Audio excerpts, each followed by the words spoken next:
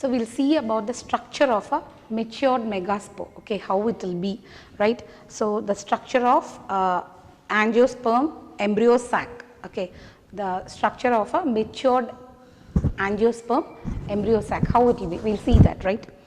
So actually what happens is the mother megaspore that we studied in the last class, it will divide mitotically, the nucleus of the mother megaspore, okay, nucleus of mother megaspore, it will divide mitotically, there will be mitotic division. So we all know what is mitotic division, right, it is double division, the cells will be divided in double. So the megaspore will divide mitotically, and nucleus of the megaspore, okay, it will divide mitotically, and it will cause or lead into the formation of the nuclei will move to opposite poles, and it will form two nucleate embryo sac, okay. So two nucleate embryo sacs are formed as a result of this mitotic division. As a result of this mitotic division, two nucleate embryo sacs are formed. Two nucleate embryo sacs are formed, okay. And how this two nucleate embryo sacs are formed? Because the two nuclei is moving apart. The two nuclei, it moves to the opposite poles, okay. The two nuclei, they move to the opposite poles. Two nuclei, they move to opposite poles, and so two nucleate embryo sacs are formed. So this megaspore, it will divide mitotically, and it will result in the formation of two nuclei that move to the opposite poles, and because the nuclei, they move to opposite poles, it results in the formation of two nucleate embryo sacs, okay. Then after this, two more sequential mitotic division will occur. After this, two more mitotic division will occur, okay. Two more mitotic division occurs, and that will lead to the formation of 4 nucleate and 8 nucleate stages, okay. Two more mitotic division will occur, sequential, okay, one after the other in a sequential way. Two more mitotic division will occur, and it will result in the formation of 4 nucleate. See, I told you it is mitotic, right. So obviously from 2, 4, 4, 8 like that, okay. 4 nucleate and 8 nucleate stages. 4 nucleate and 8 nucleate stages will be derived, okay. The cell walls at that 8 nucleate cell stage, at this 8 nucleated stage, what happens is the cell walls, they are laid to organize a typical female gametophyte or embryo sac. So after this 8 nucleate stage, cell wall will be laid, a cell wall will be formed.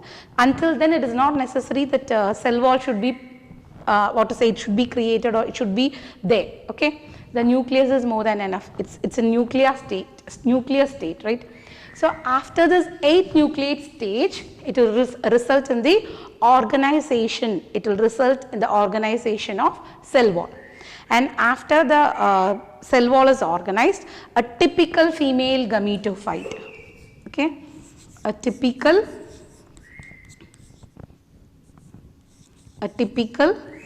female gametophyte.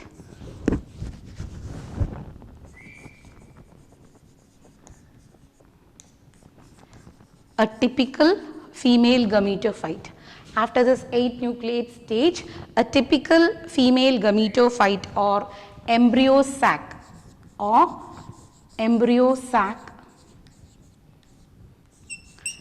a typical female gametophyte or embryo sac is formed, okay. So the structure of a matured angiosperm embryo sac, the structure of so now I'll put it together and I'll say you the conclusion of this part, okay. So only by then only you will understand what is it. So what happens is the mother megaspore, okay, the mother megaspore, it will divide mitotically, it will result in 2 nuclei. That 2 nuclei, they move to the opposite poles and they form 2 nucleate embryo sacs, okay. So no cell wall organization or development, only nuclear stages here, right. So two nucleates, they will move to opposite, two nuclei will move to opposite poles, resulting in two nucleate embryo sacs. Then again two more sequential mitotic division will occur, which results in 4 nucleate and 8, then the other mitotic division will result in 8 nucleate stage. Okay. So as soon as the structure reaches the 8 nucleate stage, what happens is it forms, cell wall starts to organize, and it results in the formation of a typical female gametophyte. It results in the formation of a typical female gametophyte or embryo sac. Nothing but this is the a mature angiosperm, okay, an angiosperm, mature angiosperm embryo sac is formed. Actually what we will say now, we say it as 8 nucleate and 7 cell stage. A typical angiosperm gametophyte, is known to be 8 nucleated and 7 cell stage. So 8 nucleus will be there and 7, but only 7 cell. So how is it possible? This is how the question will come for you in your board exam, right? Justify a typical gametophyte, angiosperm matured gametophyte. It is 8 nucleated but 7 cell. How? Okay, so we will see that. We will see the diagram, and again I will explain to you with double fertilization. Okay, we will see about double fertilization and how we can justify the statement 8 nucleate and 7 cell stage. Okay, so we will see that how the statement is justified. So what happens is, actually we all know a pollen grain which is carrying the male gamete will come and sit on the stigma of the carpel. Carpel is nothing but the female reproductive part, okay, of a flower. So the pollen grain, it will come and sit on the stigma part. As soon as it sits on the stigma part, it gets stuck to that. What will happen is, it will induce the production of a chemical from the ovary. It is actually chemotrophism, and the release of that chemical from the ovary, it results in the formation of a pollen tube from the where the pollen is attached. Okay, and through that pollen tube, the pollens what they do, they enter into the stigma stalk, and it will enter into the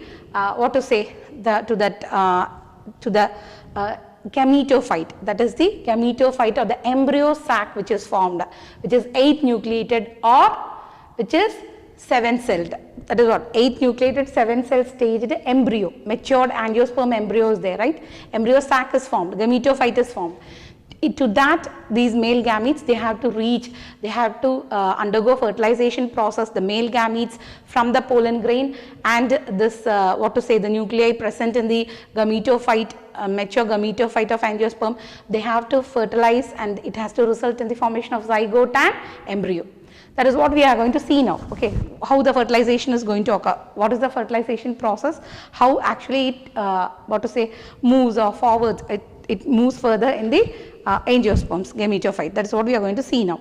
So actually, what happens is, so after the pollen tube is formed, the pollen grains, they start to migrate through it. They will move through that pollen tube, and they will reach this filiform apparatus part. They reach the filiform apparatus part of the this gametophyte. Okay.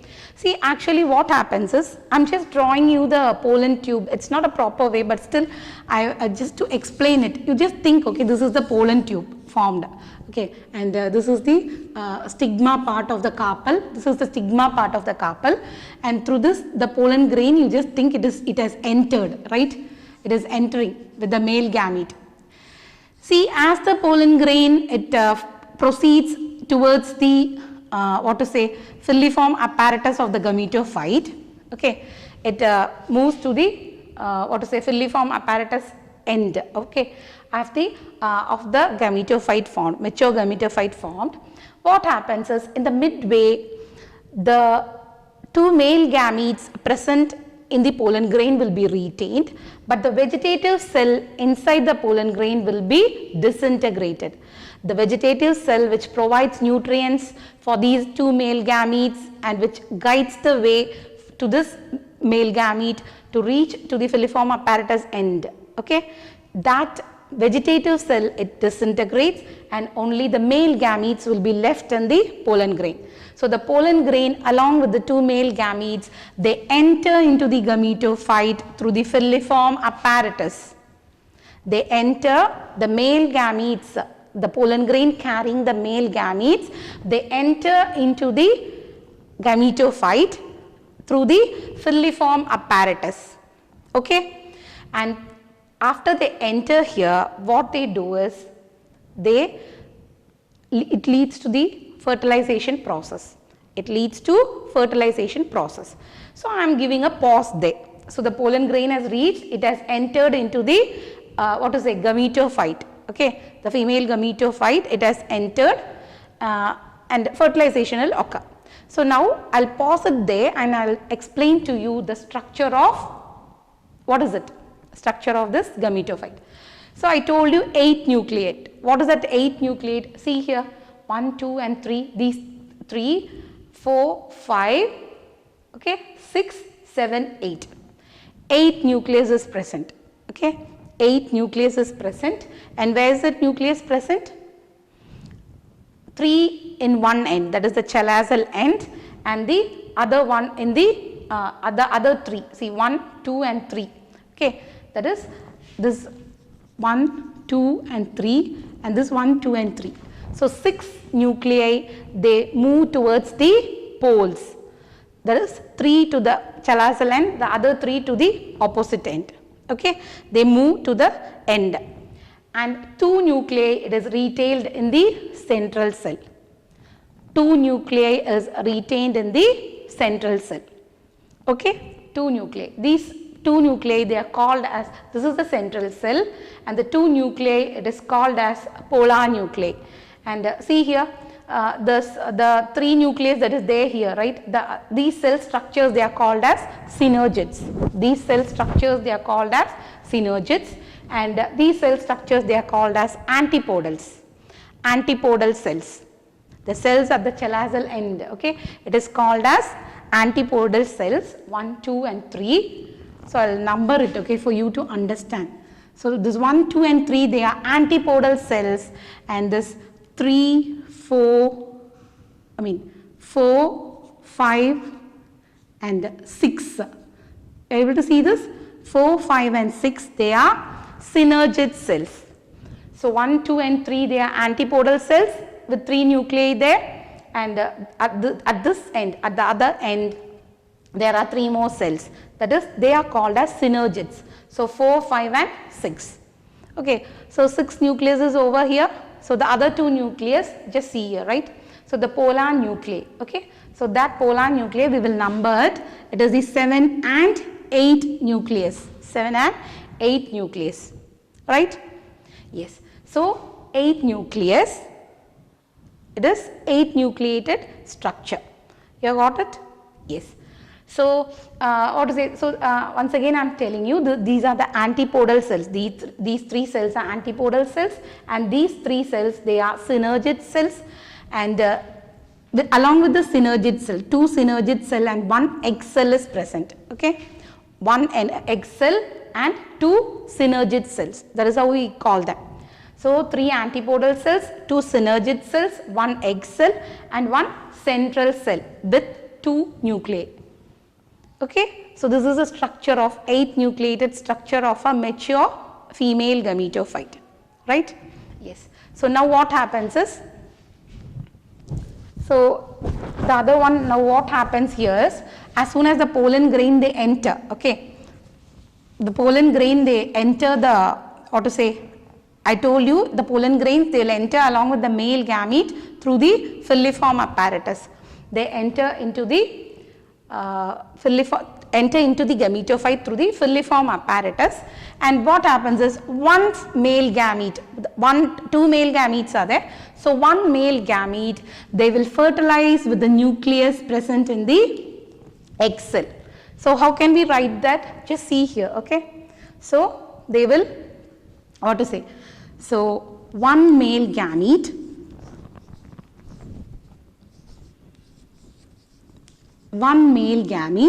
it will fuse with the nucleus present in the egg cell.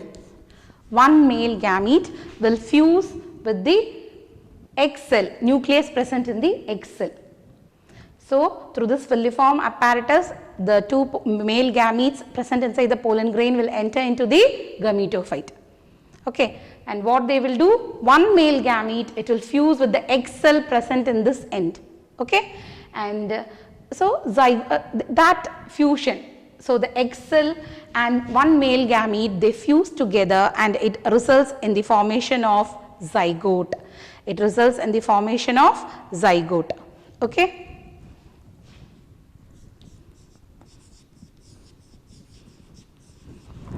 And the other male gamete, the second male gamete, what it will do? The second male gamete,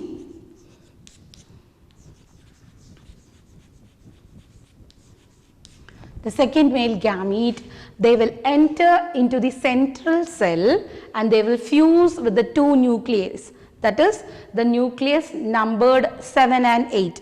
Okay, the nucleus numbered 7 and 8. Okay, so the second male gamete, it will fuse with the nucleus numbered 7 and 8, the two polar nuclei. See, actually you can't number and write it in your exam, but for your study purpose, I am just, for you to make you understand, I am just putting the number and I am teaching you, right. So the two nucleus that is present, that the polar nucleus present in the central cell, they, with that the second male gamete will fuse. Okay, so here fusion of fertilization along with two polar nuclei. So where is this polar nuclei present? It is present inside the, that is, it is present in the central cell region. Okay, so I hope so you have observed it. So first fertilization is over here, right? So first fertilization is over here, which resulted in the formation of zygote, and the second fertilization has occurred here. The second male gamete, it has fused with the polar nuclei. Okay, and what does it result in? It results in a triploid primary endosperm nucleus. It results in a triploid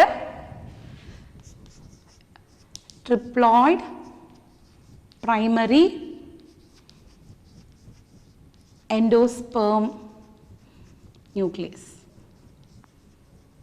Okay, so this is the result of the second fertilization and this is the result of the first fertilization, right. So triploid primary endosperm nucleus is formed.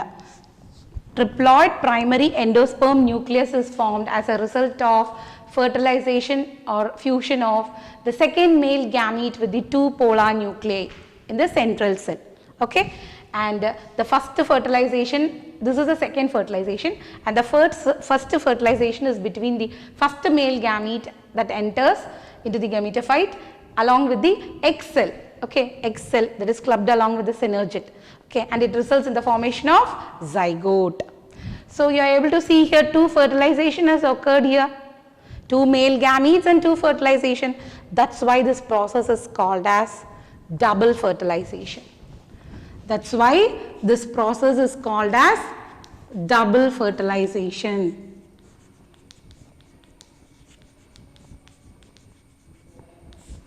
That's why this process is called as double fertilization. I hope you have understood. Okay, yes. Now, so that 8 nucleus, it is justified. Then what would they say as 7 cell? See here, 1, 2, 3, 4, 5, 6 cells, and this is the 7th cell. Central cell is the 7th cell with 2 nucleus before the fertilization, right? So 8 nucleus and 7 cell stage. Now you are clear. What is the justification? An angiosperm, matured angiosperm gametophyte is 8 nucleated and 7 celled. It's justified, right? Yes. So what happens is, So you have known about like what is this double fertilization that is occurring here, and what are the 8 nucleated stage, and what is the 7 cell stage, all that I have explained to you and hope you have understood it. Now there is a concept known as triple fusion. So what is a triple fusion actually? See here, the second male gamete, the first male gamete, it is fusing with this X cell, the nucleus of the X cell, and it is resulting in the formation of zygote, right? Now the second male gamete, it enters into the polar nuclei which is present in the central cell, isn't it? So just see how many nuclei are there. Already 2 nuclei of the polar nuclei, that is 2 polar nuclei is there, and 1 nuclei of the second male gamete that is entering. So 3 nucleus is there. See, first male gamete, it is fertilized here and it results in the formation of zygote. Over. First fertilization over. During the second fertilization, when the second male gamete is entering into the polar nuclei, and that second male gamete is fusing with this polar nuclei. So that male gamete will also be carrying a nucleus, right? So that nucleus, when it fuses with the other 2 nucleus of the polar nuclei. So altogether 3 nucleus are fusing here. So this concept is called as triple fusion. So this is what is called as triple fusion. So what you have to remember here is double fertilization. 2 fertilization are occurring here. So the first fertilization is the X cell fusing with the first male gamete of the pollen grain, and the second fertilization is between the second male gamete and the 2 polar nuclei. So this is known as double fertilization. And the concept of triple fusion, what is triple fusion? It is nothing but the fusion of the 3 nuclei, 2 nuclei of the polar bodies and 1 nuclei from the second male gamete. Okay, so triple fusion is occurring here. So all these concepts are justified. Now we will go to the first one that we started, that is a female gametophyte of an angiosperm. Matured angiosperm is like what to say, it is it consists of 8 nucleus and 7 cell. So justify, that was a question I asked you, how you can justify. See, I told you again, I am repeating it again. So just listen. So the nucleus that I have numbered here, when that female gametophyte is matured, waiting for fertilization, when it is waiting for the male gamete to enter, see how many nucleus are there? 3 in the chelazal end, and the 3 nucleus in the other end, and 2 nucleus in the central cell. So 8 nucleus is present totally. And what are the 7 cells? 3 cells again, that is the antipodal cells, and 2 synergid, 1 egg cell and 1 central cell. So 7 cell. So that statement is also justified, right? Yes. Now I told you here, as a result of this first fertilization, it results in the formation of zygote. So this zygote, it is converted to embryo. This zygote, it is converted to embryo. And what is this triploid primary endosperm nucleus converted to? It is converted to nothing but endosperm of the fruit. It is converted to, that is, the central cell will be converted to endosperm, and this triploid primary endosperm nucleus, it will be converted to that is a triploid primary, what to say, cell, triploid primary endosperm cell, that is all, triploid primary embryo and endosperm cell, PEG. Okay. So after zygote formation, it when it's fruiting time, after the fertilization is over, during the fruiting time, the zygote is converted to embryo of the seed. Okay, the zygote is converted to embryo of the seed, and the triploid primary endosperm nucleus is converted to primary endosperm cell. That's it. Now the central cell will be converted, it will transform into, the central cell will get transformed to or to say that endosperm of the fruit. So we all know the structure of fruit, right? The zygote forms the embryo, embryo is nothing but the seed, and the central cell will get converted to the endosperm, that is a fleshy part of the fruit. That is what we eat. Now, what happens to the sepal, petals and all that things? All the other things, they will shrivel off. So, we just want the seed and the fruit to eat, right? So, the seed is nothing but the embryo and the fruit, it is nothing but the endosperm. Okay? So, I hope you are clear with the concept of double fertilization, triple fusion, 8 nucleated stage and 7 cell stage.